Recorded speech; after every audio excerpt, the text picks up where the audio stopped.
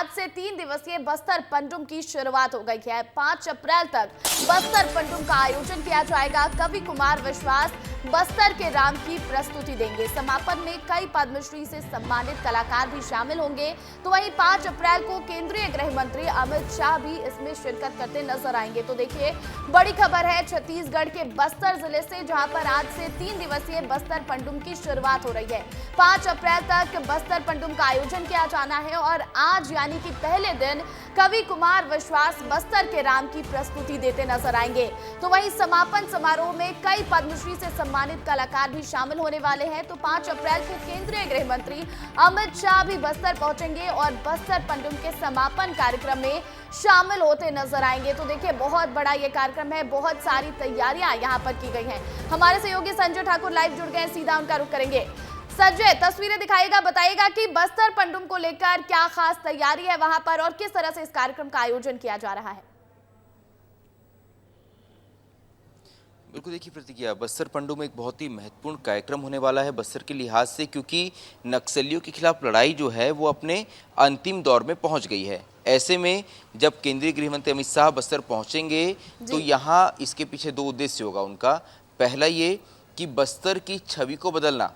बस्तर पंडुम के जरिए सरकार चाहती है कि बस्तर की संस्कृति, बस्तर के आदिवासियों का रहन सहन, उनका खान पान, उनका नाच गाना, ये जो उनकी बहुत प्यारी और सुंदर संस्कृति है, इसे देश और दुनिया तक पहुंचाना। दूसरी ओर जब अमित शाह यहाँ पहुँचेंगे तो नक्सलवाद को लेकर एक बहुत महत्वपूर्ण बैठक लेंगे, क्योंकि अब लगभग 363 या 362 दिन का समय ही बचा है उस डेडलाइन तक पहुंचने में, जब देश से नक्सलवाद को खत्म करना है। ऐसे में सरकार अब ये चाहती है कि ऐसे इलाके जहां अभी भी कैंप खुलने बाकी हैं, उन इलाकों में भी तेजी से कैंप खुलें और नक्सलियों के खिलाफ एक बार और बहुत ही तेजी से लड़ाई शुरू हो। देखिए, आज विजय शर्मा पहुंचे हुए हैं सुकमा के रायगुड़म। ये ऐसा इलाका था जहां 4 महीने पहले तक गृहमंत्री क्या फोर्स का पहुंच पाना भी संभव नहीं था। जब भी फोर्स यहां गई उसे बड़ा नुकसान झेलना पड़ा, नक्सलियों का बहुत मजबूत गढ़। लेकिन वहां अब कैंप खुला और गृहमंत्री पहुंचते हैं। बिल्कुल इसी तरह पिछले बार आपको याद होगा जब अमित शाह यहाँ पहुंचे थे तो वो गुंडम कैंप गए थे। गुंडम पुअर्ती के बगल का कैंप है। यहाँ पहुंचकर उन्होंने हुंकार भरी थी कि देश से नक्सलवाद का खात्मा होगा।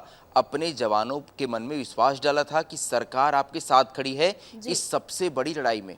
तो सरकार का उद्देश्य ये है कि जवानों के मन में वो विश्वास पैदा करना। अमित शाह जब पहुंचेंगे तो वो उन कमांडर्स से मिलेंगे जिन्होंने एंटी नक्सल मोर्चों पे बहुत ही बेहतर काम किया है, यानी कि बड़े ऑपरेशंस को लॉन्च किया है। दूसरी ओर वो नक्सल हिंसा से पीड़ित लोगों से भी मुलाकात करेंगे। तीसरी ओर वो आत्मसमर्पित नक्सलियों से भी मिलेंगे। यानी कि तीनों मोर्चों पे आम जनता, फोर्स और वो लोग जो नक्सलवाद को छोड़कर आए हैं मुख्य धारा में, तीनों ही वर्गों से वो मुलाकात करेंगे। उन्हें ये विश्वास दिलाएंगे कि सरकार आपके साथ खड़ी है इस बहुत बड़ी लड़ाई में, आप सरकार का साथ दीजिए। और जब इस इलाके से नक्सलवाद खत्म हो जाएगा तो इस इलाके का विकास होगा। अमित शाह ये कहते आए हैं कि अगर बस्तर से नक्सलवाद खत्म हो जाएगा तो यहाँ कश्मीर से ज़्यादा पर्यटक आएंगे। और वाकई बस्तर में वो पोटेंशियल है। अभी भी बस्तर के ऐसे कई छुपे हुए सुंदर पहलू हैं जिन्हें जनता तक नहीं लाया गया है। जो जगह नक्सलियों के चलते अभी भी जंगलों के बीच गुम है, ऐसे इलाकों में जब जनता की, पर्यटकों की पहुंच बनेगी तो उसे निहारने बड़ी संख्या में लोग बस्तर आएंगे। दूसरी ओर बस्तर की संस्कृति बहुत ही अनोखी प्रतिज्ञा। यहाँ के बस्तर पंडुम का मतलब समझिए, पंडुम का मतलब होता है उत्सव। आदिवासी हर बात का उत्सव बनाते हैं, चाहे बीज पंडुम हो चाहे आम पंडुम हो। बीज लगाने से लेकर फसल काटने तक का, आम की फसल आने से लेकर उसे तोड़ने तक का, हर चीज का आदिवासी उत्सव बनाते हैं।